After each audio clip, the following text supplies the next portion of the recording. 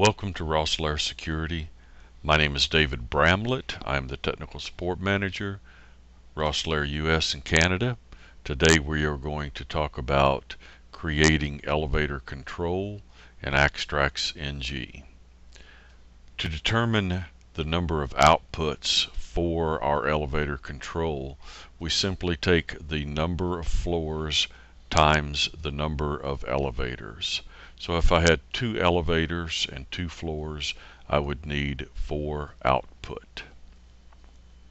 First thing we would do is we would go to our Axtrax software. Password is admin. We have 3 steps in creating a elevator control. The first is we need to create output groups, and we need to create an output group for each scenario.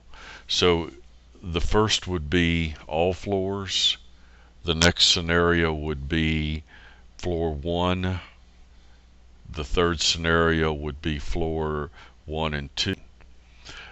I have already created an output group that gives me access to 1 floor or 1 output in our case. I will create a second output group and we will call this elevator all. I am going to be using in my AC225 panel outputs 1A and 2A. This will send a contact closure to my elevator, which will allow me access to those particular floors. So that's step 1 of 2. The second step is that we would need to go under our AC networks to our panel. Underneath our panel, we would choose AC links and we would create a new AC link. The source type for this is a reader. The source is going to be reader 1 or reader 2. In our case, I'm going to use reader 1. And the event is going to be output group selected by user. Destination can only be user's output group. Our operation I set up as a timer. I set up as 2 seconds. You can restrict this by time zone. In our case, I'm just going to leave it as always and tell it OK. Our third step is to go to our users. In my particular case, my name for my card, of course this is just a lab switch, is remote tester.